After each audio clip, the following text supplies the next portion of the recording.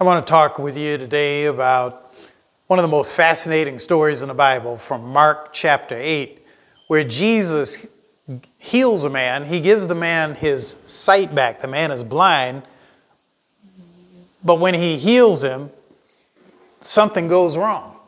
So bear with me. Jesus is walking through Bethsaida, which is in the northern part of the Galilee. In today's world, it would be where the Golan Heights are, or is. I've been to the Golan Heights, and I've been to Israel 3 times. The first 2 trips were political.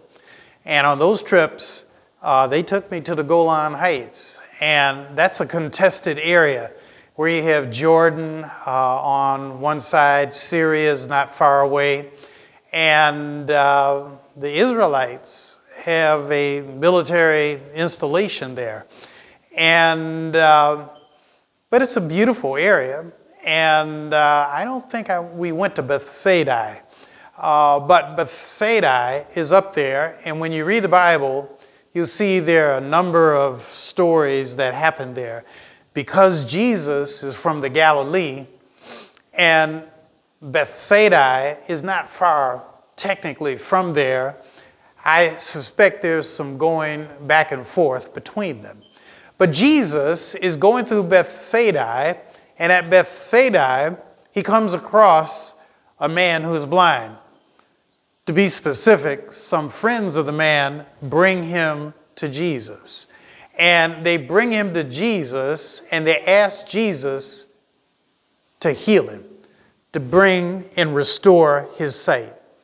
Jesus takes the man by the hand, and they walk out of town. He doesn't do this in front of everybody. He walks out of town with the man, holding him by hand, probably because the man was blind and couldn't see. And so they're making their way out of town, and when they get out of town, the text tells us that Jesus spat in his hands, and then he put the spit on his fingers on the man's eyes. And when he puts his fingers on the man's eyes, he takes them off. He looks intently at the man. That's what the Bible says. He takes the hands off the man, and he asks him, "What do you see?" And the man said, "I see people, but they look like trees." And so Jesus spits in his hands again, puts his hands on the eyes of this blind man. He looks at him intently, holds his hands there for a few seconds. He takes his hands off, and he says, "Now, what do you see?" The man said, "I can see." And so Jesus tells the man, return to your home, but do not go back downtown through the town. And, I'm not sure why that was. But this is what I want to talk to you about. Let's break this story down. Number 1, the man is brought to Jesus by his friends. And there's a lesson in that.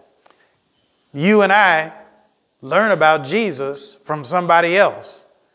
My brothers and I learned about Jesus from my father and my mother. And long even before we were going to church in Sunday school, my mother and father would pray with us at night. They would tell us Bible stories. Then on Sundays, they would take us to church. And we began to go to Sunday school. And in Sunday school, I think for me, that was probably the most formative part of my Christian experience. But it was my father and my mother who took us to church. And in like manner, most of us have somebody who took us to church. My man, Mike Daniels, who's videographing this program today, tells me, "Didn't you tell me your mother and grandmother took you to New Bethel Baptist Church?" Exactly. They took him to New Bethel Baptist Church.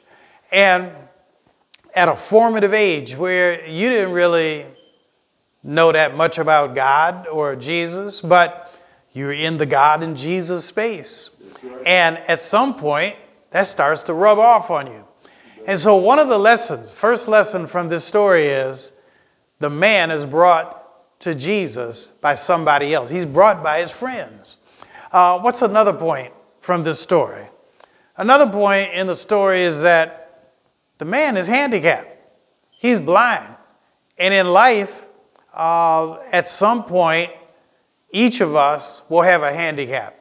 And it could be anything. Your handicap may be that you don't have enough money. Your handicap may be a health handicap. Your handicap may be a relational handicap where you're just lonely.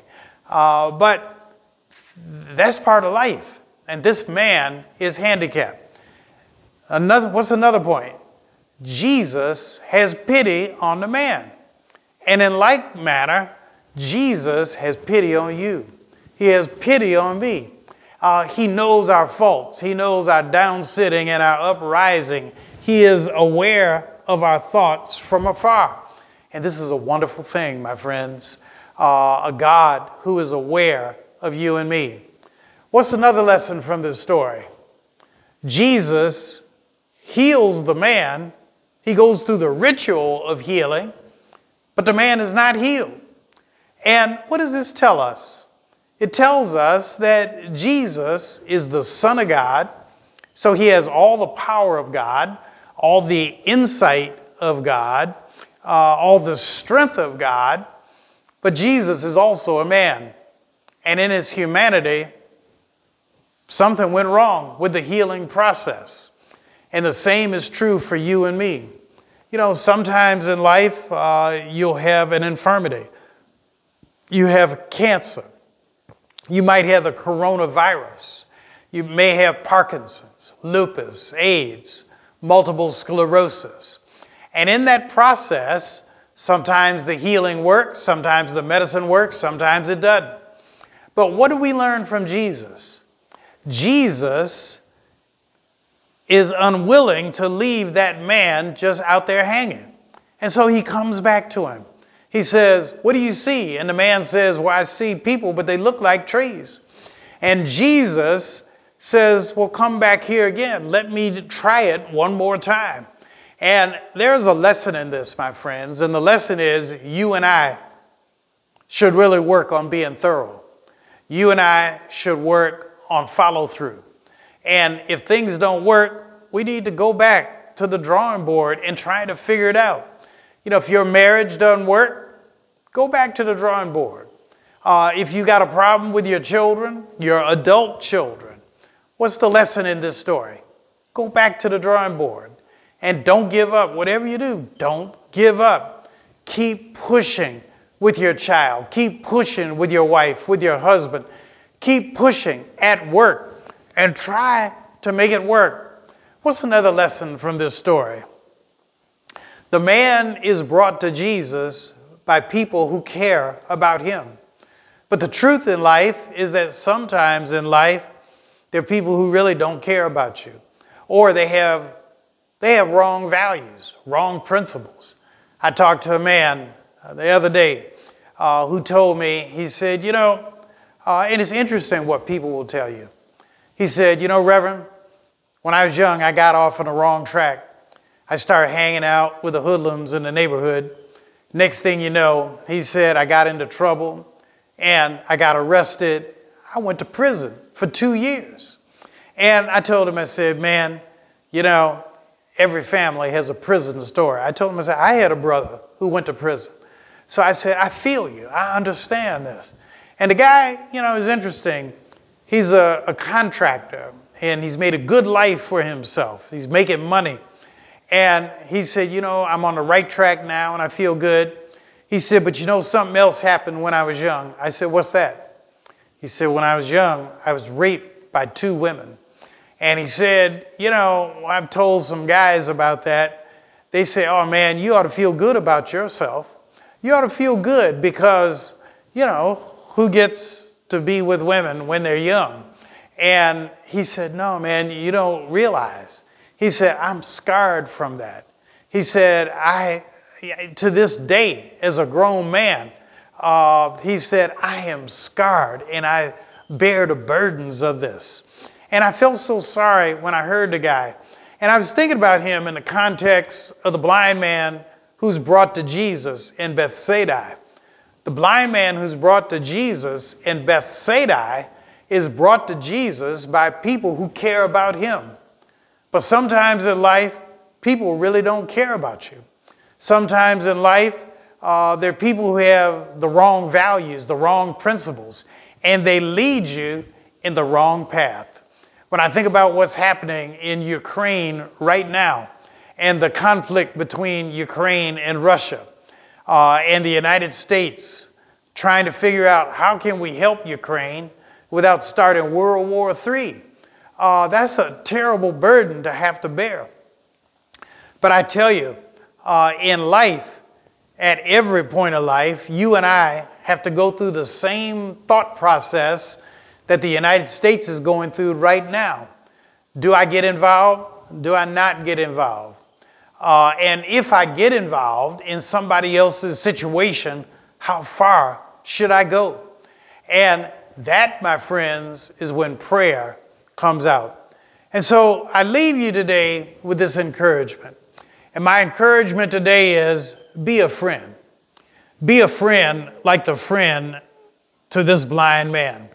Be a friend who does something positive in somebody else's life. Be a friend who does something productive in somebody else's life. Be a friend who does something good in somebody else's life. And if you don't know what to do with them, take them to Jesus. If you can't exemplify Jesus in your life, take them to church.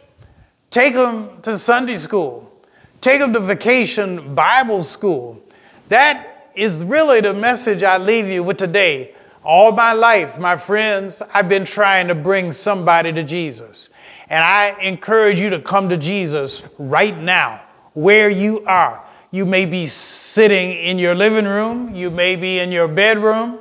But I want you to know Jesus is willing. Jesus is able.